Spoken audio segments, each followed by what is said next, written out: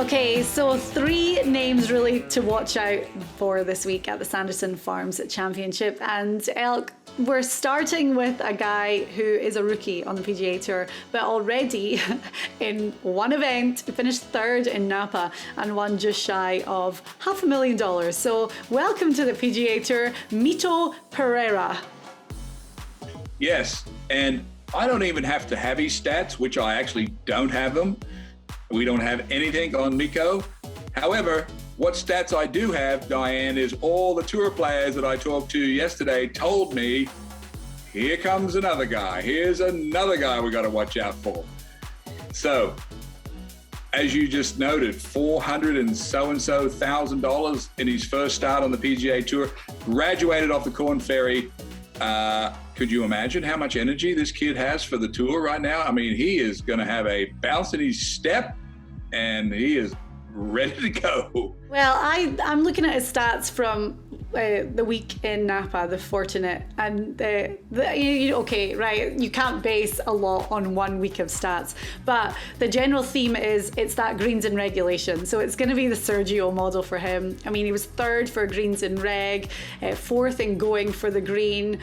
Strokes gained, I know that we take that with a bit of pinch of salt, but approach the green, he was 5th. So those are really the stats that shine for him from his first week on the PGA Tour. As I said, it's just painting a little bit of a picture, but this is the guy, when you look at the graduates from the Korn Ferry moving up, this is the one that has got everyone excited, kind of like Will Zalatoris the previous year.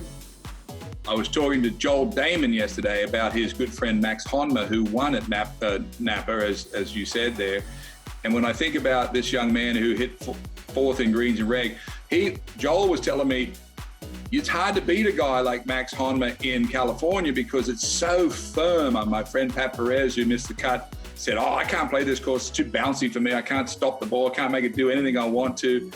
Max Honma is an expert at keeping the ball below the hole. He grew up on public golf courses in Los Angeles where there's not a lot of water, so the ground's like rock hard. For this kid to come on the tour, figure it all out, and finish 4th in greens and reg tells me all I need to know, because I got guys that have been out 20 years that can't hit the greens and they haven't figured it out. For this kid to come out and finish 4th in greens reg at Napa tells me enough, Diane, and all the spies that I have on tour watching these young guys coming through to say for this young man. Yeah, he played in 7 events on the tour last year and had 2 top 10 finishes. So he has been on everyone's radar for a long time. So can you give us his last name one more time? We'll get the spelling right so we can get everybody to remember this name. I know, Mito Pereira. I think that's how you say it. Again, we're going to have to, everyone has to learn to watch out for this guy, because at 33-1, we're definitely not the only ones that are on him this week. So he is our first one to watch. Next up, we have a guy at 250-1. And again, looking at, this guy's a beast off the tee, hits it a mile. His greens and reg is his best stat. He's 4th on the PGA Tour. Matthew NeSmith at 250-1. Elk, you always get a little bit of insight on him because you know some guys that play with him regularly. So not a lot of form heading into this week, but it's the start of the season. So guys have a renewed energy anyway. Yeah, this kid, Matthew NeSmith from the South, this will be very familiar. He is a sort of a big old country kid that likes football and guns and drinking beer and playing good golf. And he's an expert at hitting the ball. A lot of tour players come up and watch him hit the ball. He gets a little too excited, and I've talked to his friend, who's my friend, about getting him calmed down. We had lunch with Matthew at the Colonial, and he's just so hyped up and excited about being on the tour. He'll change his driver for no reason, or this, that, and the other. But I just got a hunch, Diane, that this is the type of player that needs to start to do something. He saw all of his American buddies doing good, that Harris English from Sea Island, who he plays with every day down there. Harris loves this kid's game, and vice versa, of course. But this is feeling time of the year for me, Diane. I don't really have anything other than what I know from what I hear. Okay, well, at 250-1, even making the cut, there's going to be some good value for Matthew NeSmith. And then our third one to watch this week at the Country Club of Jackson he's a Secret Golf contributor, and we have been huge fans of this guy since the very start. His PGA Tour career has been a little bit of a roller coaster.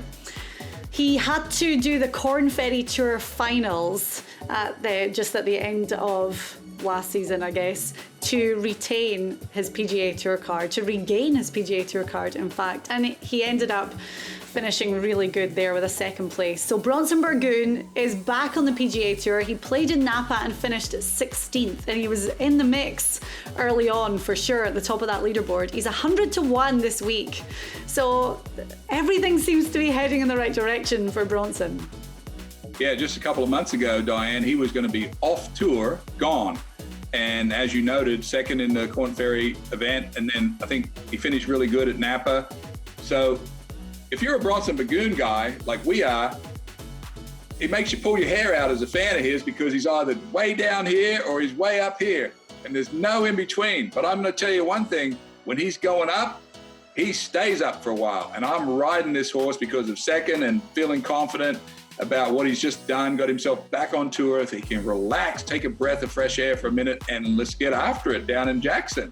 The thing about Bronson is relaxing, but that means he's going to play golf from tee to fairway to green, and he almost just needs to play simple golf at this time of year. Keep it in play, and hopefully things work out good for him, because he's such a nice guy. We love him so much, and this is a really bright start to the season. He's a very rubbery swinger. He's very flexible, and he is like cracking a whip to watch him play. And when he gets on, it's awesome. And he gets a little loose off the tee occasionally, but he has that form with him right now that I'm interested in. That's all I'm looking at here. I'm looking at what is their attitude? Why are they here? What are they doing? He's got next year in the bag. Let's ride out this little bit of good form. Let's get some Christmas bonus money right here. That's the way some of us think, Diane. We were talking about some of the other players this week, where they're going to be playing in that special event in Japan, where there's, free money, the tour players call it, no cut. They're all calling it Christmas money. So this is Bronson Burgoon's Christmas money week right here. Right, so the second event of the brand new season on the PGA Tour, and it's always good, it's always fun to see these guys who have just graduated onto the PGA Tour really establish themselves and make some moves. And then we talked about the guys that are really using this fall season to get a head start before the actual 2022 year rolls around. Right, Elk, thank you very much. We will enjoy watching the Sanderson Farms Championship this week. And then, am I right in saying next week we're off to Vegas? We are right off to Vegas next week, where you called your countryman the winner, Martin Laird. What a tip that was. So, no, I think we got a good crew, good picks this week, Diane. We've got the course nailed. We know what's going to happen as far as off the tee or scramble, and it's going to be one or the other. Let's see what we did. Excellent. Right, well, thank you for watching, and we will be back next week.